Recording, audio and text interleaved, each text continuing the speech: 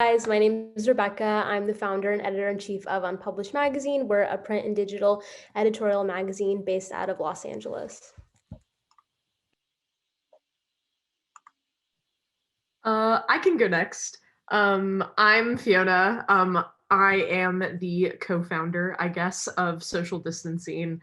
It's kind of an international group. We have someone from London and someone from New York and people in LA, so we're kind of all over the place. But we're called Social Distancing because we were started at the beginning of the pandemic and kind of wanted to create like this creative community that we could rely on and kind of uplift artists that were working on their practice during quarantine. So. Okay, I can go. I'm Lily and I'm the editor-in-chief of Soultalk magazine. We started back in February, so a little bit before the pandemic, and we're kind of devoted to pushing art out there just to share people's stories. And we're from all over the world too, like Australia, France is our farthest, but right now I am in New Orleans. Hi, my name is Sarah. I'm the co-editor, co-founder of Trash Mag. We started in 2017. I'm in Los Angeles. Bergen is from Minneapolis. Yeah. Cool. Well, Hi. Oh, yeah. Do you want to do a quick intro? I'll just say hi. I'm the co-editor-in-chief of Trash Mag. Awesome. Well, welcome everyone. Very happy to have you all. This will be fun, I think, because some of y'all popped up last spring, some of y'all been around for a while, so we have everyone kind of in different stages and different sides as a team. So yeah, let's just kind of start off by talking about team management and just how each of your teams are looking like and how you went about growing your team and just any general practices that you found to make managing that team more efficient. So I was blessed, like from the gods, what I think is the best team ever. Some of y'all may disagree with me, but I think I was blessed with the best team. I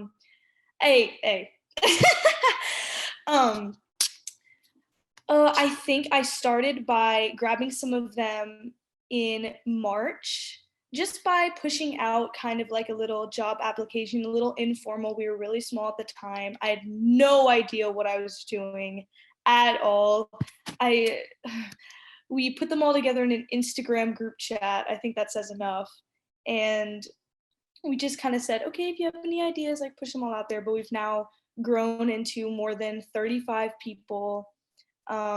We talk through Zoom, FaceTime, messages, Slack, GroupMe, anything, and we really work well together. So that's my little intro to my team.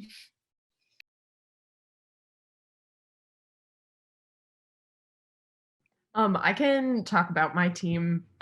So the zine kind of started from like me texting one of my best friends from high school, Lucas, and I was like, this quarantine is crazy. We got to do something about it. And so we were like, cool, let's see if people are making art and kind of put it all together. So it was crazy, like such a mess, very like DIY, I feel, of us just like hitting up our artistic friends and posting on Instagram and whatever. But in terms of like the rest of the team, so that's how we started. And then we were like, oh my God, putting together a zine and running socials is a lot. So we hit up one of our mutual friends and we were like, hey, are you down? You like seem to support this. And so she did. And then after that, we were like, okay, we cannot be like the only people deciding like what is worthy to be in this magazine. Like we need to diversify our staff, like a couple white kids, like that's not enough. So we kind of put out like on our zine's Instagram account, like a call for other editors, and people reached out, we interviewed them, and now we have like a team of 9, and now we like rotate who is the editor for each issue, or like pairs of editors for each issue. And besides that, we all like have a day assigned for like Instagram. So it's not just one person like doing it all the time. And yeah, I feel like that's basically it. Yeah. We have a pretty small team right now because we were also very just submission based for a long time. And then it wasn't until quarantine where we started the blog and stuff, and it was like, okay, like we need more contributors and like solid contributors. We had, I think our first round of interns was really unsuccessful. We just took on like a bunch of people, did not really interview anyone, just kind of like yeah, like free for all, and it just didn't really make sense. But I think now we've been doing more internships just because, I don't know, we're still learning how to like team manage, but now we have 3 people on our editorial team, and then just took on a social media person. And wow, when you have other people doing stuff, crazy. It's crazy. Like just relieves so much of like pressure, I guess. I don't know. Girl, I totally understand. I used to do everything myself. I don't think I do a single thing now, other than this type of thing, and occasionally opening InDesign on my computer is like what I do. And like sometimes they'll have like questions like, oh my God, what do I do? It's so relieving. Like looking at your phone, looking at your own Instagram account and seeing that other people have posted for you, life changing. Yeah, I totally agree with you on that. I think like once you find the right people that, are really good at what they do and that you can trust and get them to delegate, it's like life changing. And that's how I feel about going into my team. I'm also super thankful that I ended up with like such an amazing team as well. In the beginning, when we were starting out in April, it was just me. And then like I had hit up some people I went to high school with that I was like, okay, like we're friends, or like even someone who's still on my team today, like we did not know each other in high school really. Like she graduated 2 years before I graduated. And so I just hit her up because I knew she was super great at graphic design and what she did. And we kind of established, a small team. And then we ended up growing a lot. We released applications. Now our, I guess, internal team is 7 of us. There's me, we have a managing editor, we have 2 creative directors, one that focuses on the website, so more digital, and then one that's more print. We have a social media manager, which has also been amazing because she really knows a lot about social media and studied that in school and everything. We also have an art director and a marketing director. So it's really nice having, a group of people that everybody specializes in something. So it's like, I'm not, I don't know how to use InDesign. I don't know how to use any of that or graphic design wise. So it's really nice having people that like really know how to do it. And as well as like, we have our editors, we have our actual writers and staff itself and our graphic design team and photo team. But it's been a fun year. Yeah, I think Sarah hit on a really good point that like our first try that we try things isn't always like the thing. Like I feel like we all understand this, that like this stuff is super DIY. Like you don't know really what you're doing most of the time, but I think that's kind of like the best thing. Like that's when like the coolest stuff is made and when the like biggest lessons are learned. And I think all of us too like are so much better because of it too. Like just in terms of, we had no idea what we were doing when we started. Like we've learned so much just by like Googling things, talking to people. Like I think, it truly takes a village. And going into the future now, like I feel like all of us, our confidence is probably so much higher. Where like we could be given like anything and not know what the heck it is and probably like figure it out. And I think that's one of the kind of coolest things about being in the DIY community. Yeah, going off of that, what I was going to say is it's kind of nice with this magazine community and zine community because I feel like that's the common attitude. Like no one has no idea what they're doing, and it definitely is a learn by doing. And I think that allows there to be no weird ego, and everyone wants to help each other out because they're like, oh yeah, I literally have zero clue, so I will happily pass along anything that I've learned. And yeah, 100%, it's a learn by doing thing. And you know, no one teaches really you how to be a leader and how to manage a team and how to hire a team. Like that's something you just don't learn. I think what I like that got brought up was, yeah, half the time the first group of people that you hire are not necessarily it, but it's the step in the right direction. So I was going off of that, like what's been the biggest learning lesson or hot tip you guys have learned through a hiring process and recruiting the right team member? I can go. I would say the biggest thing, this is like the biggest advice I just tell people in general, is like pick your team wisely. Like do not pick your best friends, even though like you might have a really great relationship with your best friends, they might be super talented, but like if this is something you're super passionate about, you know, the whole entire like, you know, friends can get in the way of, you know, like work and all of that. So I would say like pick people and find people that are genuinely really passionate and good at what they do, so you don't have to, you know, like have any issues with like delegating over your friends in the long run, just because like you want to find people that, you know, are really passionate, not just like the people that are closest to you. And like obviously your friends can still support you and help you out, but I would say like look for people that really specialize and, you know, like interview your team, really get to know them and like make sure they vibe as a whole. I got super lucky where like we just naturally all vibe together and like have the same common interests, which is really amazing. But yeah, I don't know if anybody else can relate or has anything else to say on that. But I always said, for when I'm recruiting team members, I've said this to other zines as well, as always hire people who have something to say. You don't want to hire the people that agree with you on every single thing. Like you tell them, oh, I want you to do a project based on this. And they're like, okay, okay, okay. And they just like do everything you say. You want to hire someone that says, oh, actually, I had this idea. I was hoping we could maybe go a little bit more on this direction, so that they're not afraid to implement their own ideas into like the zine. You want to have a team that no one's afraid to put their idea in the chat. Like no one is afraid to, you know, good communication. Also, like make sure your team is friends, obviously, like Becca said. Something we do is once a month, we all hop on Zoom, nothing zine related. We talk about nothing work related, like nothing at all. Everyone talks about school, what they did that month, just to, you know, grow closer. And I think that's really helped us a lot. Yeah, kind of going off of that, like the last time our team met, we also didn't talk about zine things. We were like, we are so burnt out, and most of us are like seniors in college. So we're just like hella busy and doing stuff, and just like being real with each other of what you can commit to. I feel like that has made all the difference. And like no hate, no shame if you like can't do things for a certain week, or like if you're busy doing stuff. I mean, we're ultimately all here just because this is something that we're passionate about. Like no one's forcing us to make a zine.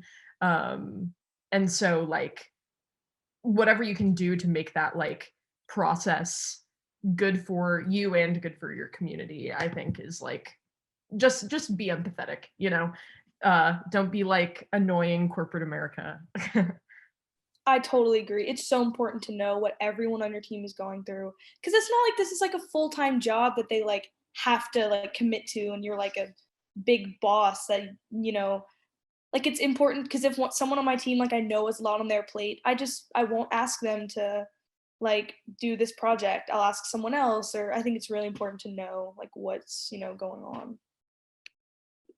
I think creating that space is super, super important. Like having that trust, and, you know, being the first person to say like, hey, like if you have too much on your plate, like please like communicate, and also like just be kind of sensing things as well, because sometimes people it's hard to ask for help, right? So I think just being able to like have that emotional intelligence and kind of sense if someone does have too much on their plate.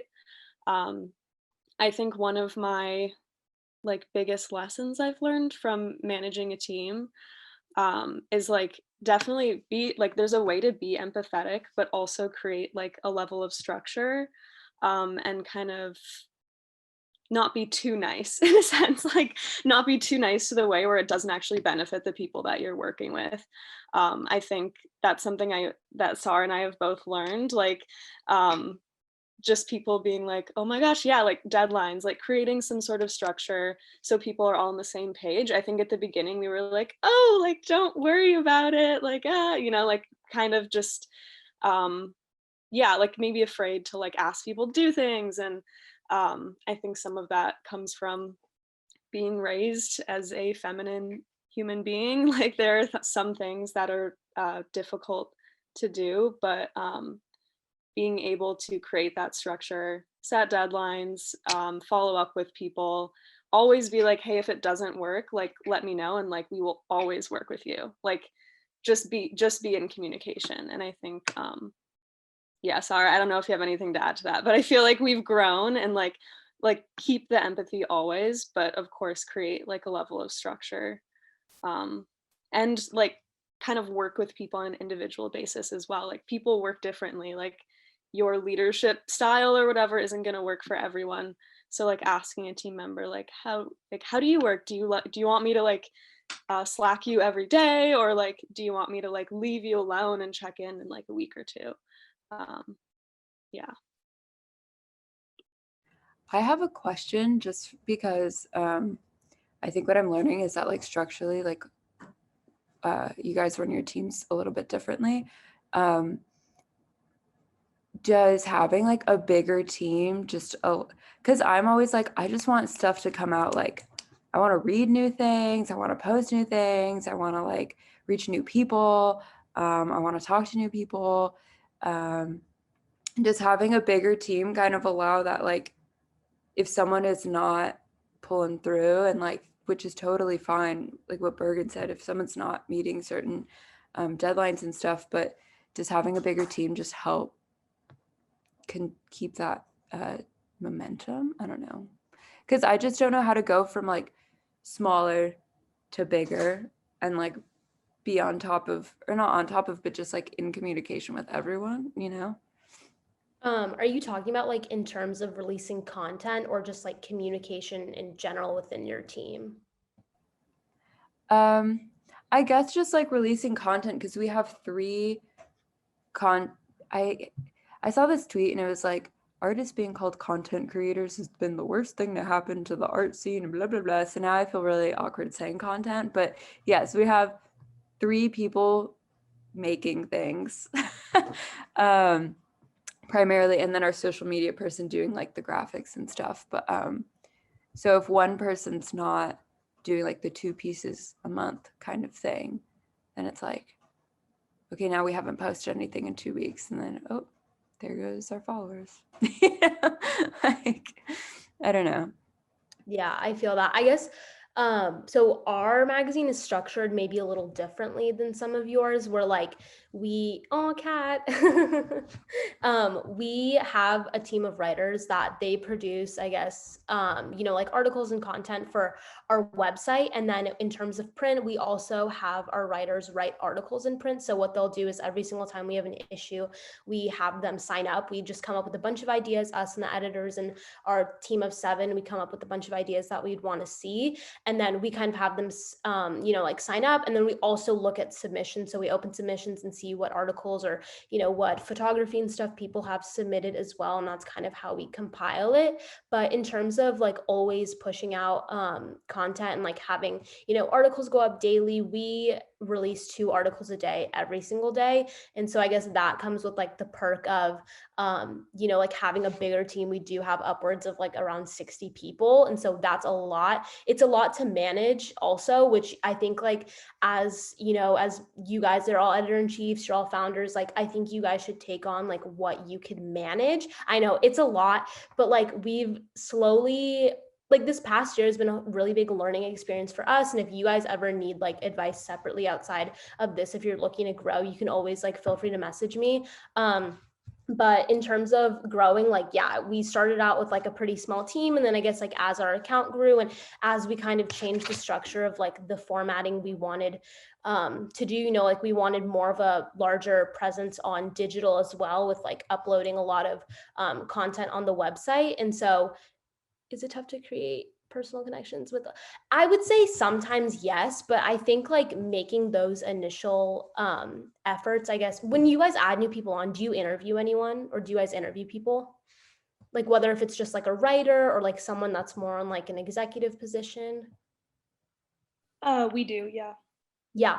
And so that's what we do as well. Like we interview every single person. So we interview them and then we use Slack as our main form of communication. So we have a bunch of group chats like per section. So I would say it does get a little hard trying to form like those super personal connections, which is something that I've been trying to do actively this year. Like I want to form more personal connections with our writers, but I think then it comes with the extra step of, like following them on your personal, like liking and commenting on like your personal accounts, and then also just like making time to have events. We love having events with our staff, like just bonding events where everybody gets to know each other. So I would say like if you want to make those personal connections, it's definitely doable, but just know that it could take a little bit more time if you have a larger staff, like reading all their articles, following up, messaging them.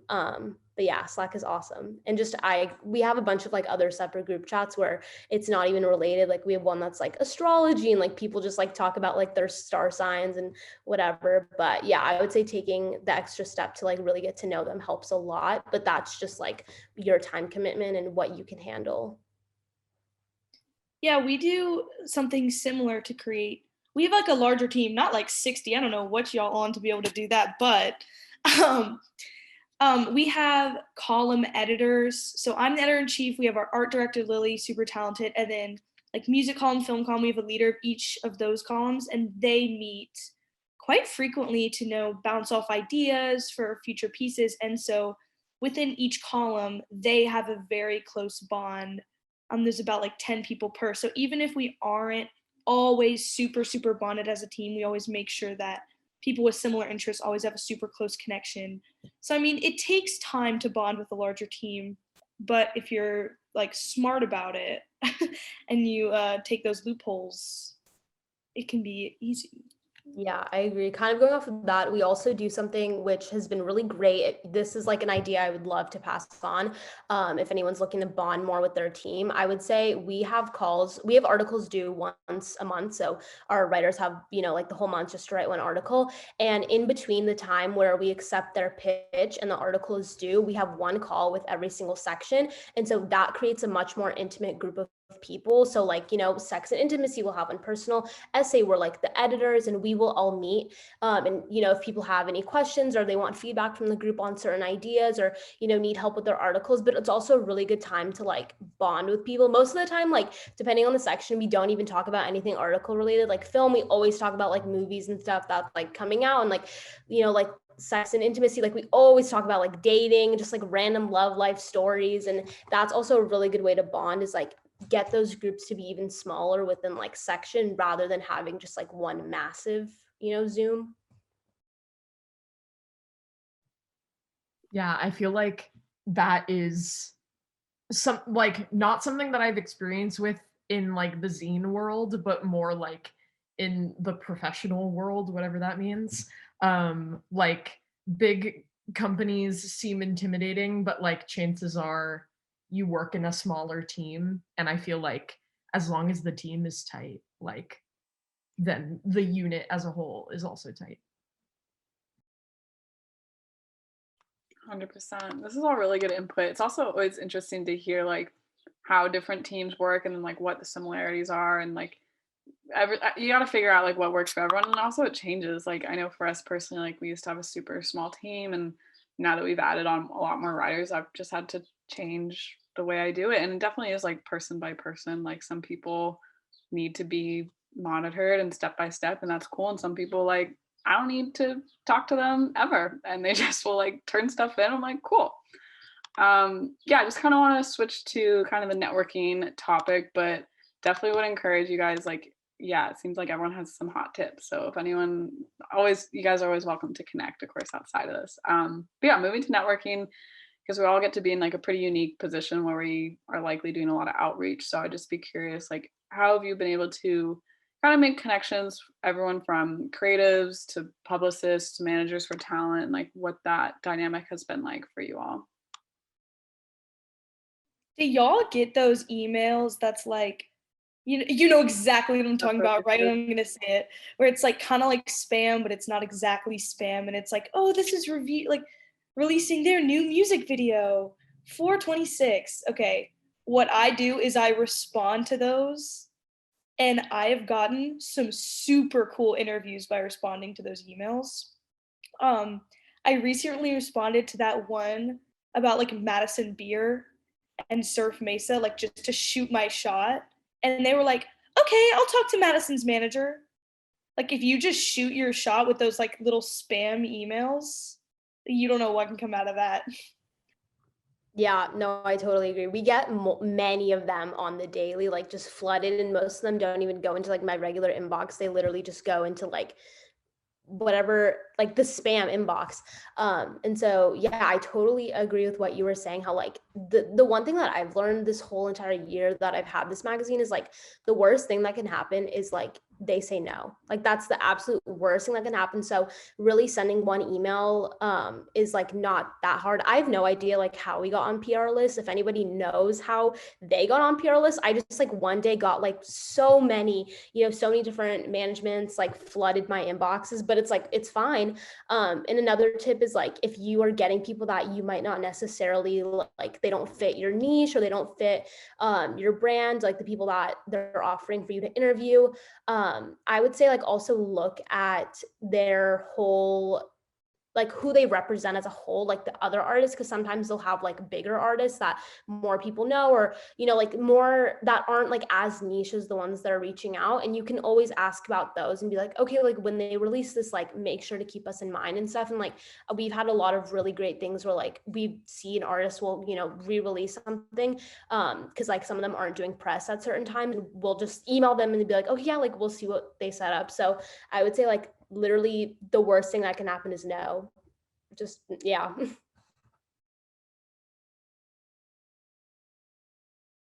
Yeah, I guess going off of that too, yeah, definitely looking at the roster makes a huge difference, because there are sometimes publicists that we work with or managers where like might not be in love with what they're sending, but then I'll see that they're representing some other people, and it's kind of like, okay, I'll do this for you. Just keep that in mind later on. And like there are a handful of publicists that, I mean, there's some people that are now genuinely my friends outside of it because we work together so often. And there's a handful of publicists where it's kind of like that ongoing, like, I got you and you got me. Like, obviously, if it's like not a fit, then no, I'm not going to do it. If it's like, okay, cool, like not my first choice, but because you have this other artist and like I want to help maintain this relationship with you, like I'm willing to do it. And I feel like that has led to some things that we wouldn't necessarily do if we were like out of the blue. And it's also nice when we're reaching out to talent and it's a publicist that we've worked with before, our manager, like I don't have to be like, oh, hi, I'm so, do my whole intro. I'm like, yo, it's good. Like, it's me. And it's nice to see on the other side, oftentimes a publicist or a manager will be like, oh, hey, like, so good to hear from you. Like, we're a big fan. And it's like,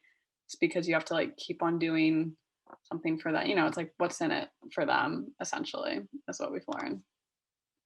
Any other thoughts on networking or any questions or anything like that with that? I have something going off of that. Like I would say don't be afraid to say no if like they don't fit your niche or your brand. I feel like in the beginning I was like, we were super caught up of being like, oh my God, like these people are so cool. Like, oh my God, like publicists or managers, they're all reaching out. Like, that's so exciting. But like, as we've grown and as we learn, like now we're a lot more selective with like the people we want to feature and like make sure that they align with, like our followers or like the people, like the people that are consuming our content, like make sure that they would like them, so it's not super like random or like out of the blue. So I would say like don't be afraid or like don't feel bad about like being picky or turning down people, because like at the end of the day, like you want to grow your platform, and like if picking the right people and using your time wisely, because like none of us have like a million hours in the week to be interviewing or contacting people. But yeah, that's like a big tip as well.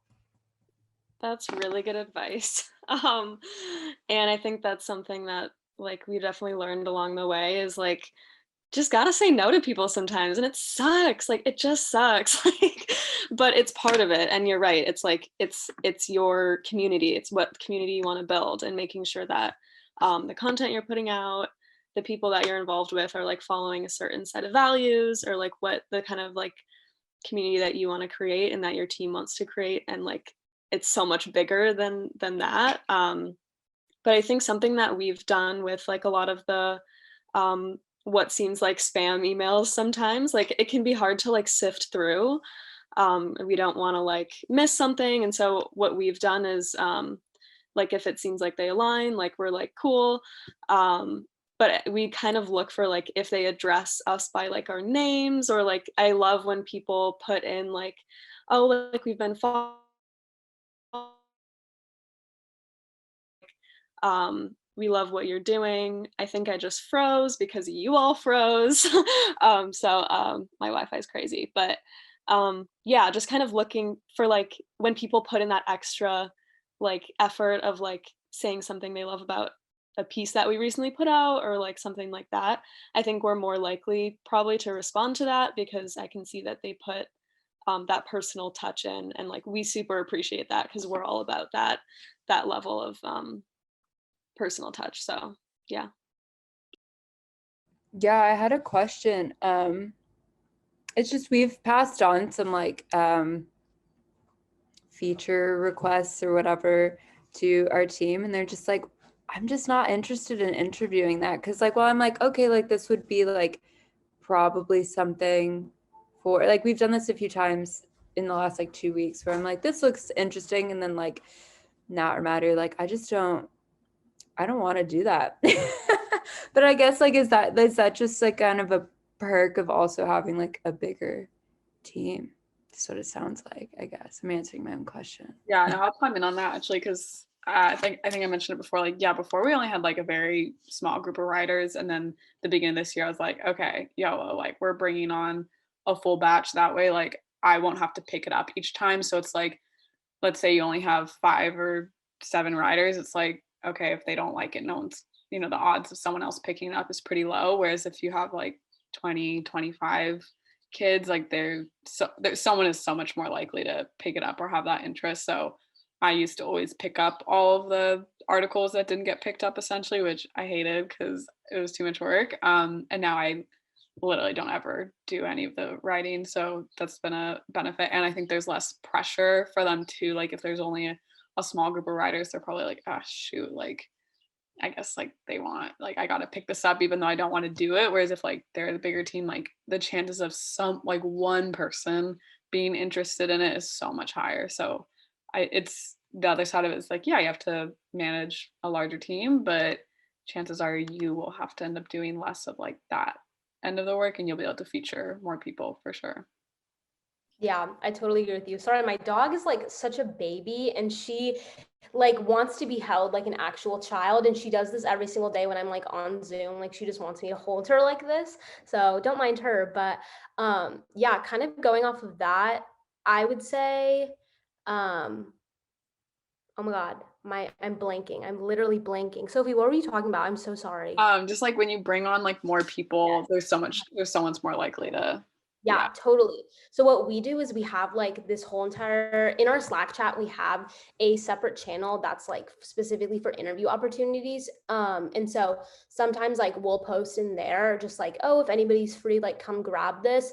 Or I might like reach out to specific writers that I know like have done a lot of interviews in the past before, but it's super nice because it definitely does take the weight off. Like I remember when we were first starting out, we would do every single interview. Like I would have multiple interviews a week with people, and then we'd have to like transcribe everything and then release it. And it gets really exhausted. Like it gets really, really draining. And so I would say like, I guess the bigger your team is, it does come with perks because people are more interested in interviewing as well. You just need to find the right people that are down to do it. And also like they want to like gain those experiences as well. Like if they want to be a journalist or like want to do something with interviewing talent, like I think you need to find those specific people, and like it's just amazing when like they always take it and like the weight gets lifted off your shoulders, because it's like I feel bad saying no to all these people, but like I don't have the personal bandwidth to do it, so that's why we pass it on to them. Kind of sorry. Coming at this from like I guess a little bit different of a perspective because we don't get our inbox flooded with PR emails, which I think is a blessing and a curse. Just you wait, Fiona. Huh? Just you wait. It's not a joy. Yeah. It's not fun. Yeah, but I think we more approach it as like, well, the people that we're featuring for the most part are like very small artists, and like just known like within their college communities, and we kind of want to, rather than like featuring people that like already have a following and like asking them about their lives, more like showing people this art that is really good and also small. So I feel like our major way of connecting is just by like reading other zines, following the right people so that like our discover page is, you know, what we want it to be. Like we see independent artists just looking there. And like following people who have a lot of artistic friends who like post about their artistic friends all the time. Just kind of like inserting yourself into the scene is super helpful when it comes to like article ideas or people to feature, whatever. 100%. Just being like an active member, I feel like, of the community. And I feel like this goes without saying because we're all on the same page of like just being nice and supportive and friendly. And I feel like we see that across the board here. But I mean, that's why half of us are here right now, you know, because we chat with each other and are here to like support one another. So I feel like ultimately, like, yeah, it doesn't even matter, not even on like the business end, like the publicist, sort of just like your community itself, like the best way to connect and be there for one another is like truly being there for one another. And like I've tried to make an effort to not be like a passive follower for most people that I follow. Like I try to like actively engage because I also get how annoying the Instagram algorithm. So like I try to be saving and commenting, you know, and like those small things really make a difference. So thank you guys for your input on that. And this is like a little bit more of a quicker question. We are winding down with a couple more things, but just in general, your publishing timeline, if you guys are publishing digital or print zines or magazines, what that kind of looks like when you're putting everything together, and if you want to like just touch a little bit on what that timeline is like usually. I'm super lax with my timeline. When it comes to publishing, no one on my team, like that's not really what a lot of us are most passionate about, is like the logistics, like with publishing. Like, so we're really kind of, okay, can everyone put in the commitment for an issue this month? If not, we'll move it. We do enforce deadlines, like, but publishing is definitely something that we push back behind, like issue, not the issue, that's literally publishing, behind like the website and the Instagram and just sharing people's art. But shipping is the death of me. I hate it. So if I don't have to ship, my life is good. That's Dude, you got to get a label printer. I know Becca and I have talked about this. You have to, like, that is like, that absolutely changed my whole, I still hate it, but I hate it less. So I recommend that. You know what you can do that I recently, we were gonna get a label printer, but because I would literally manually print, like there's a printer behind me, like we would sit there and just like print, flip sheet, print for hours, and it's the worst thing ever. But the best thing you can do is take your labels, put them in like InDesign. I'm pretty sure that's what Lauren does. You put them in InDesign and you put them right next to each other. Go to FedEx, print them in black and white. It's like 10 cents per sheet and they just come out all at once. It's like a couple dollars, but it'll save you hours if you don't have a label maker. It's the best thing ever. And I probably would have gone crazy if we kept doing it the way that we were doing it. But that's like my biggest advice in terms of like printing, because I hate printing and shipping and it's the worst thing ever. Also will be the death of me. But kind of going off of that, we release 4 print issues a year. So we follow it with the seasons. And during that time, you know, like those 3 months, that's the time when we think of the lists that we want to send to our writers so that they can, you know, figure out what they're writing. And then we have submissions open during that time. And then it takes our print editor to probably like a month or two, depending on like how she's doing. She's really great. She's super talented. I have no idea how she does it all, but love her. And so we follow it like that. And then also the question going off of time management, I feel like I can talk a lot about this because I'm like super, I don't want to say like I'm fully type A, but like I have like a planner for everything. Like I like have to keep on it. Like I plan out every single day by the hour, which is like probably not the best thing to do, but like for productivity, yeah. Like I'll literally plan out like walk my dog, lunch, you know, like try to figure out what I can do. And so I would say if you don't already have a planner, get one.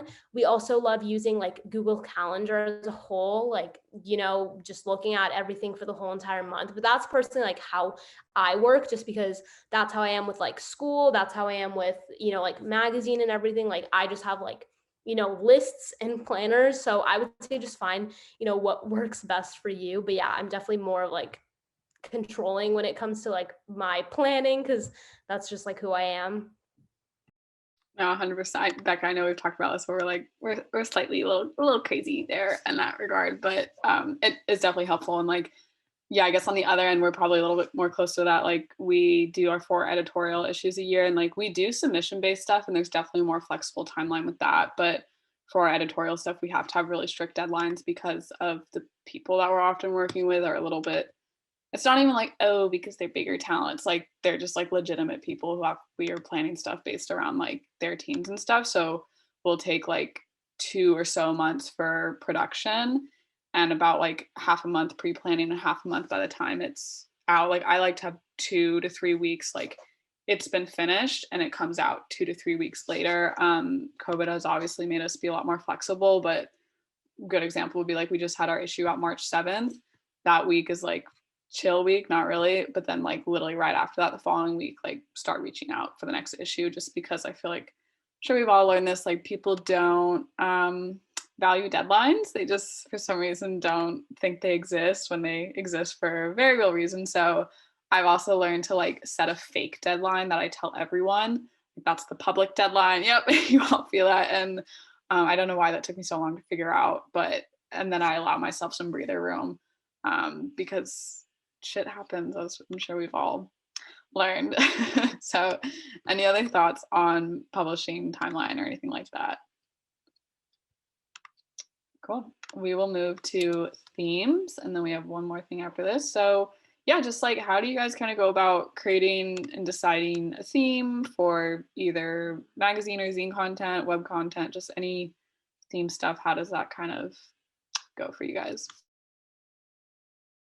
I always talk to my team for a theme. That's it. They're geniuses. They always, you know, have great ideas. So that's about it. That's what we've done for our past 5 issues. Like I just send a text out. Anyone have any good ideas for a theme? Like hop on this Zoom this day at this time if you want to chat. And usually about like 4 or 5 of them will show up and we'll just chat about a theme.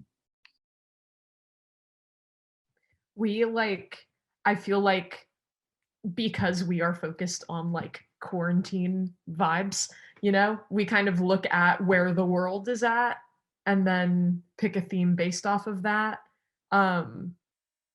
Yeah, I feel like I don't have much to say beyond that, but we just like try to be, you know, aware of the world that we're in, and pick a theme that's related to that, but like empathetic about that, you know. Yeah.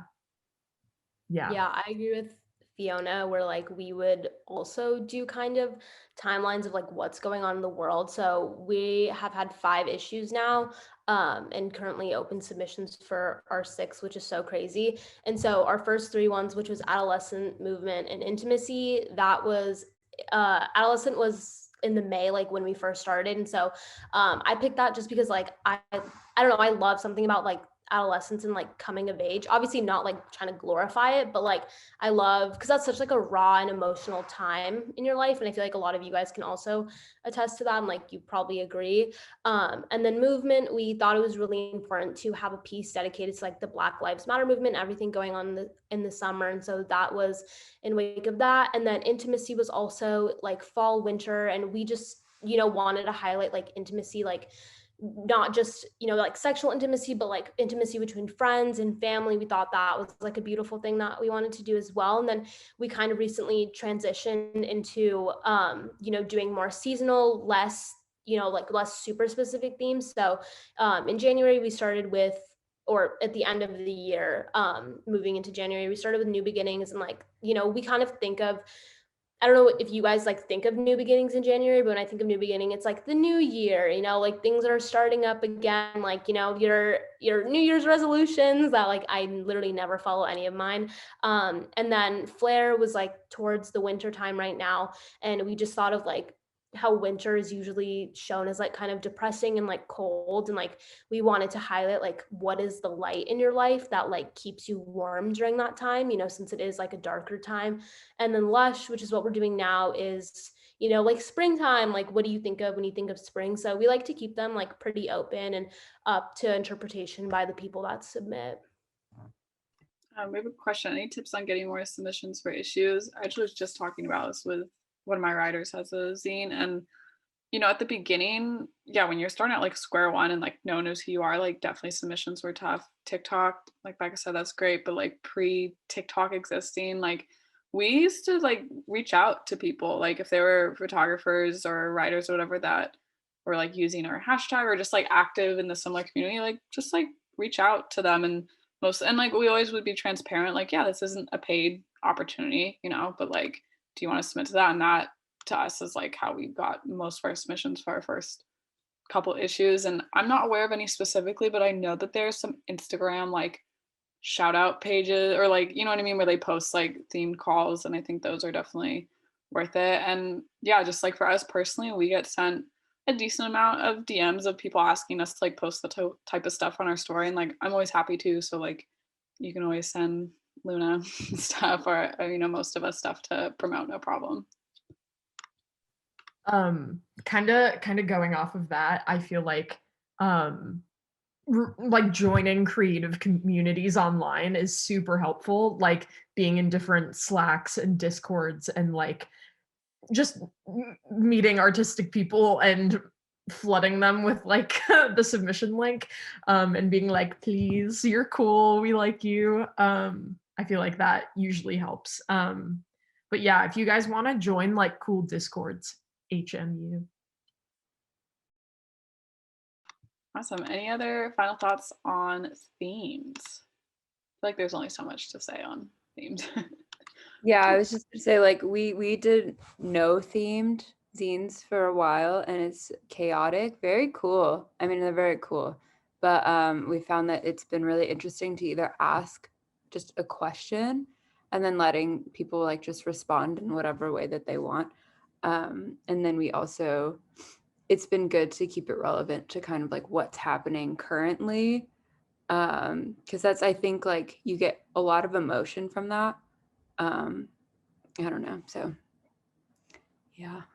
Yeah, agreed. Yeah, I guess the final thing I was going to say, because I feel like we're all on the same page of having like a good theme, but also making it a little open to interpretation. I guess like you don't want it to be too specific. And we always try to encourage people to like, yeah, this is our theme. Like, here's maybe how we interpret it. We'll give like a one-liner, but like go do your thing, because we don't all have the same brains. So cool. This is our last question, like pretty broad, but I'm excited to hear what everyone says. Just kind of finding your place in the magazine community, because I feel like it's changed a lot the past year, especially last spring when a lot of zines popped up on Instagram. And I feel like that's when this community like started to actually exist, even for those of us that were around before then. Like that's personally when I saw the shift. So I guess just kind of like how and where did you find your place in the community, and where do you kind of hope to go in it, and any changes we want to see in this community? Yeah, I like what you said.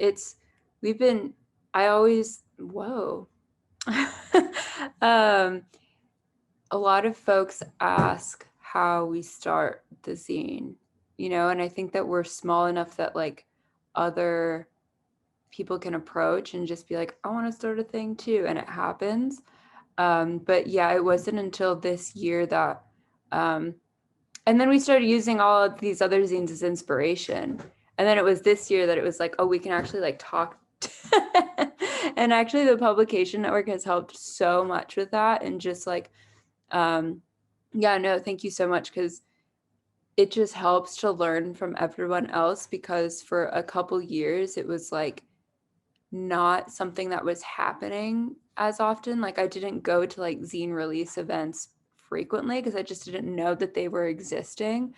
And then I think in quarantine, everyone's like itching and need to like connect somehow. And so this has been a really cool way to do that. So I don't know. I think we're still figuring it out, honestly. And like, I think this also goes in with branding, which can be that could be a whole Zoom on its own, but just like figuring out like, what are we too, has been an interesting process. And also, no, we don't make the staff sign anything. Yeah, same. I just saw that we don't have anyone sign anything. Sometimes we have contracts with photographers for paid stuff, but yeah.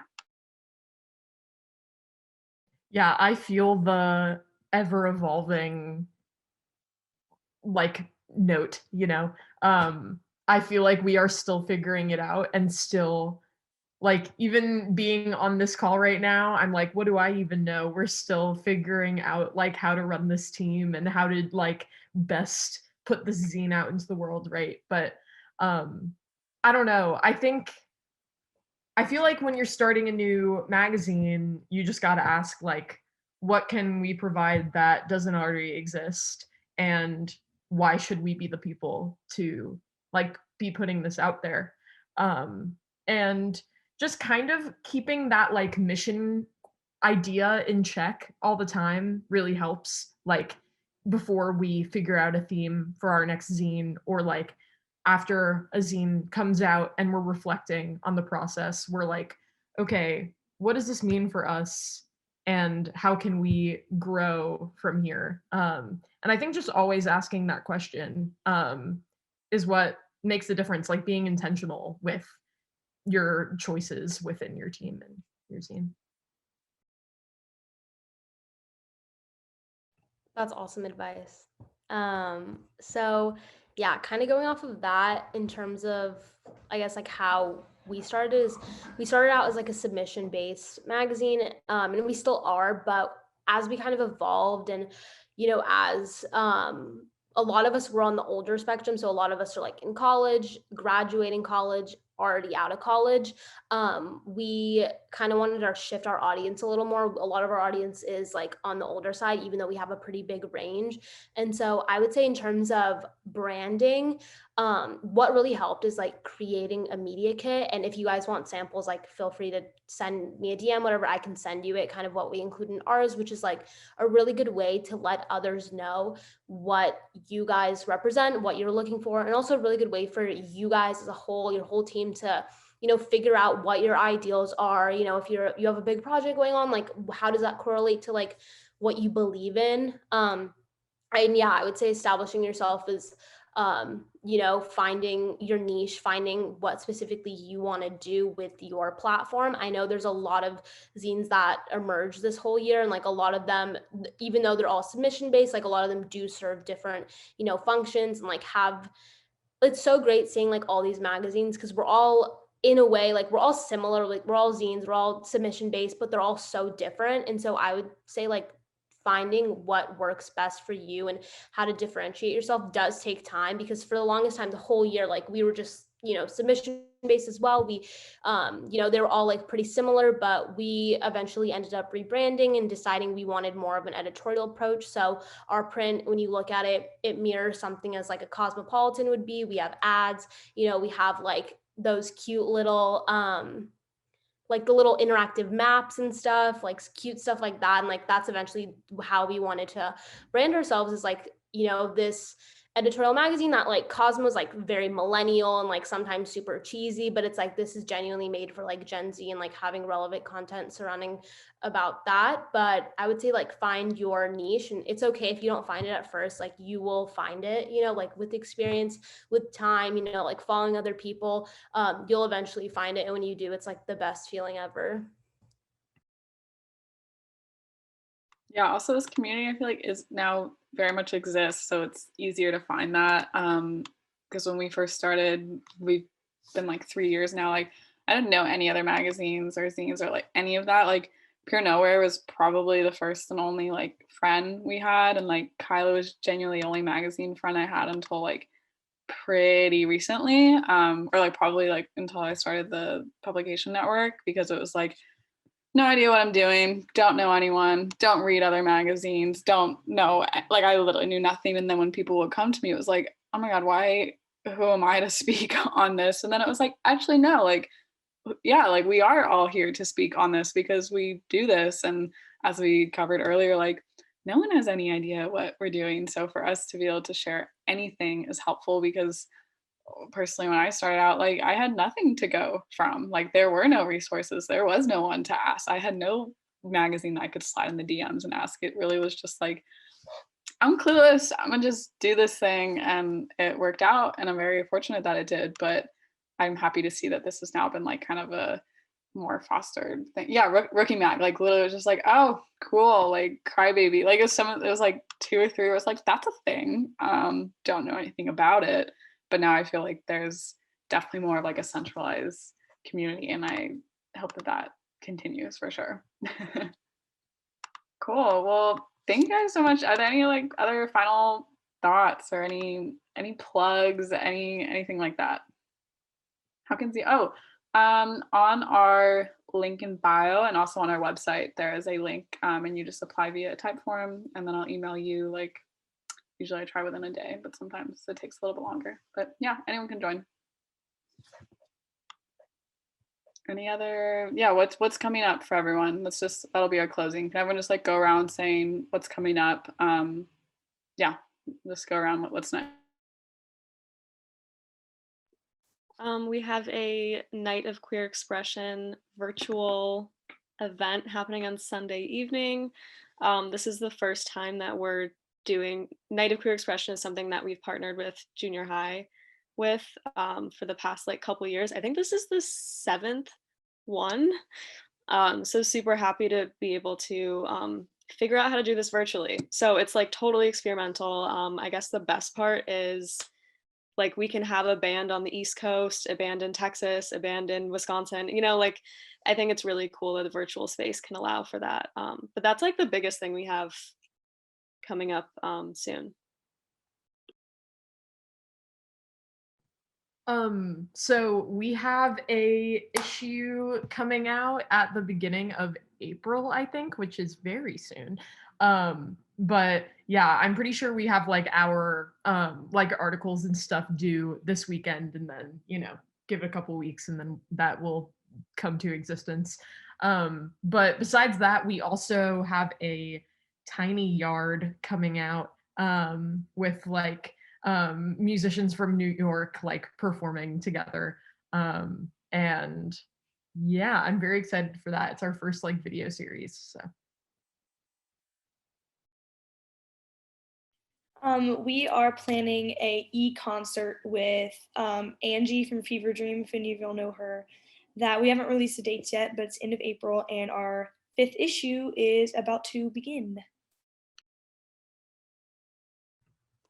We're gonna open pre-orders soon for our 5th issue, which is Flare, and we just opened up submissions for Lush, and that'll go towards the end of May. And then we're almost turning 1 year old in April, so we're gonna have a bunch of cool events in April surrounding that. But thanks so much for hosting this, Sophie, and it was so nice meeting all of you.